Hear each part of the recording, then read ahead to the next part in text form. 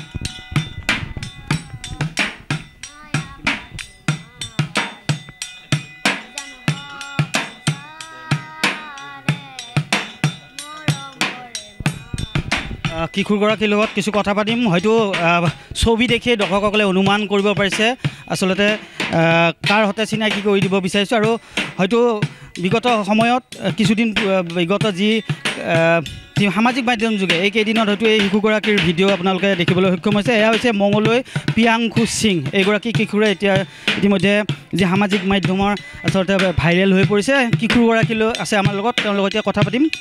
তুমি অকণমান ৰৈ দিলে আমাৰ সুবিধা হ'ব। নমস্কাৰ, মোৰ নাম শ্ৰী প্ৰিয়াংশু সিং। মই ক্লাছ 5 ডনবস্কো স্কুলত পঢ়ি আছোঁ। এইবিলাক যে বজাই আছা তুমি, কেতিয়াৰ পৰা তোমাৰ এই মনলৈ আহিল বজোৱা বা কেনেকৈ আহিল? মই মানে সৰুতে টিঙৰ ৰঙৰ টেমাত বজাইছোঁ আৰু পাকঘৰৰ টেমাত বজাইছোঁ। মায়ে কেতিয়াবা খেদেও মোক। তাৰপিছত মই বাল্টিং অনা হ'লোঁ, টিং আৰু কাঁহী দি বজাই আছিলোঁ। বহুত মোৰ মিউজিচিয়ান হ'ব ইচ্ছা। শিকি আছে নেকি তুমি ক'ৰবাত? হা, শিকি আছোঁ। ইউথ ক্লাবত শিকি আছোঁ তাবলা। শিকিছোঁ ড্ৰাম গুৱাহাটী। আৰু কি কৰিব মন পিছত, আৰু কি বজাব মন, কি কৰিব? তুমি তবলা বজাব জানা, ড্ৰাম ছেটো বজাব আৰম্ভ কৰিছা, শিকিছা, আৰু কি বাদ্য বাজনাৰ ভিতৰত কি কি ভাল লাগে, কি বজাব মন তোমাৰ? গিটাৰ ভাল লাগে। আৰু মিউজিচিয়ানৰ ভিতৰত কাক ভাল লাগে? জাকিৰ হুছেইন ভাল লাগে।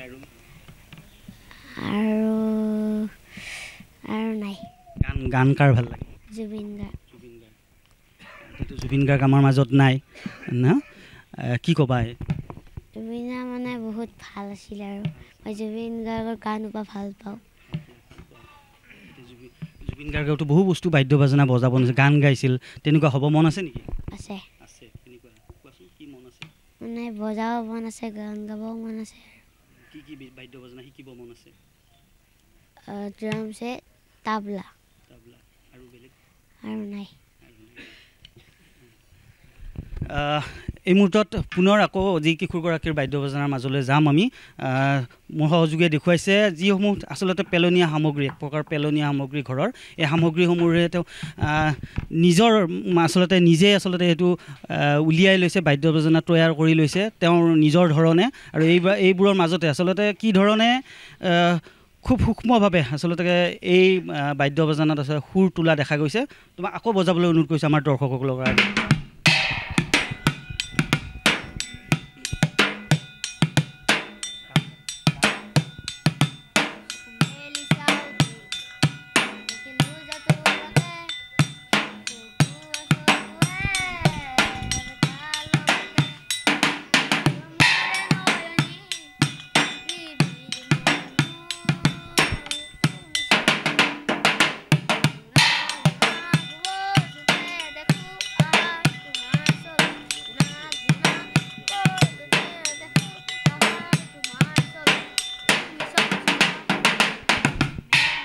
আমাৰ লগত মাতৃগৰাকী আছে, মাতৃ প্ৰিয়াংকুৰ মাতৃ আছে। আচলতে ক'ব লাগিব এই মাতৃয়ে আচলতে নিজৰ স্মৃতিৰ বাবে ৰাখি থোৱা ভিডিঅ'সমূহ এতিয়া লাহে লাহে ভাইৰেল হৈছে আৰু তাৰপিছতেই দৰ্শকসকলে প্ৰিয়াংকুৰ যি প্ৰতিভাক আচলতে আদৰি লৈছে বুলি ক'ব লাগিব। মাতৃৰ পৰা যেন কেনেদৰে আহিল তাৰ এই হয়, নমস্কাৰ। তাৰ বয়স হৈছে 11 বছৰ আৰু এই ক্লাছ 5ত পঢ়ি আছে। ডন বস্কো হাইস্কুল ইয়াতে মংগলদৈতে হয় পঢ়ি আছে। এই সৰুৰ পৰা 5 বছৰমান বয়সৰ পৰা তাৰ মানে যেতিয়াৰ পৰা জানা হৈছে তেতিয়াৰ পৰা লাহে লাহে সি মিউজিকৰ এইবিলাকত তাৰ মন যোৱা দেখিছোঁ মই। তাৰপিছত লাহে লাহে সি পাকঘৰৰ বাচনৰ পৰা আদি কৰি আৰু বিশেষকৈ আমাৰ বাথৰুমৰ যিবিলাক গা ধোৱা বাল্টিবিলাক থাকে, বাল্টিবিলাক সি আনি এইফালে মানে বস্তিৰ সেইফালে সি আনি বজাই থাকে। কিন্তু আমি যেতিয়া গা ধুব ৰাতিপুৱা বিচাৰোঁ বাল্টিং এটাও নাপাওঁ। চবে মানে বৰমাক বৰ্তাকহঁতে বা খুৰাকহঁতে বিচাৰি নাপালে আৰু জানে সি যে সিফালে বজাব নিছে। তাক সোধে, অঁ মা মই এইফালে লৈ গৈছিলোঁ। তাক মানে চবে গালি পাৰে আৰু সি যে সেইবিলাক আনি সেনেকুৱাকৈ সি আৰম্ভ কৰিছে তাৰ এই যাত্ৰা। আৰু সি কেমেৰাত আহি একেবাৰে বেয়া পাইছিলে আৰু মই মনে মনে যেতিয়া ভিডিঅ'বিলাক কৰোঁ সি মানে মোবাইলটো ল'লে ভাবে মই ভিডিঅ' কৰিছোঁ, মা ভিডিঅ' নকৰিবা দেই মই কিন্তু নবজাওঁ বুলি কেতিয়াবা পেলাই দিয়ে, মানে লাঠি পেলাই দিয়ে হাতৰ পৰা। তেনেকৈ মই ভিডিঅ' কৰি ৰখা স্মৃতিবিলাক মই ফেচবুকত বেছিদিন হোৱা নাই মই উলিয়াই দিছিলোঁ। আৰু সেই ভিডিঅ'টো যে ইমানখিনি ভাইৰেল হ'ব মই ভবা নাছিলোঁ। বহুত ভাল লাগিছে ইমানখিনি যে আৰু গোটেই অসমৰ মানুহে তাক ইমান আশীৰ্বাদ দিছে, বহুত ভাল লাগিছে।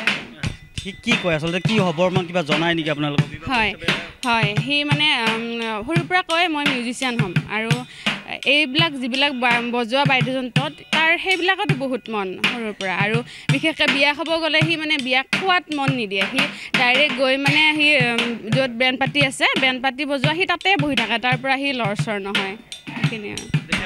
আনুষ্ঠানিক শিক্ষাৰ ব্যৱস্থা কৰিছে নেকি? হয়, তাৰ তাবলাৰ ক্লাছ চলি আছে, 2 বছৰ হৈছে তাবলাত যোৱা।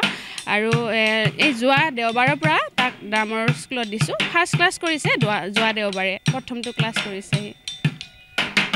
এটা কথা ক'ব লাগিব যি বিয়ালৈ গ'লে আচলতে বিয়া সবাহলৈ গ'লে অন্য ল'ৰা ছোৱালীৰ দৰে আচলতে আনন্দ ফূৰ্তি কৰাৰ বাদ দি তেওঁ আচলতে যি বেণ্ড পাৰ্টিৰ লগত বহে, মাকে এই কথা উল্লেখ কৰিছে নিজৰ মাতৃগৰাকীয়ে। আৰু এটা কথা উল্লেখ কৰিব লাগিব, শেহতীয়াভাৱে যি অনাকাংক্ষিতভাৱে জুবিন গাৰ্গৰ মৃত্যু আৰু মৃত্যুৰ পিছতে যেন প্ৰিয়াংকুৰ দৰে বহু কণ ল'ৰা ছোৱালীয়ে আচলতে যে সামাজিক মাধ্যমত ভাইৰেল হোৱা দেখা গৈছে।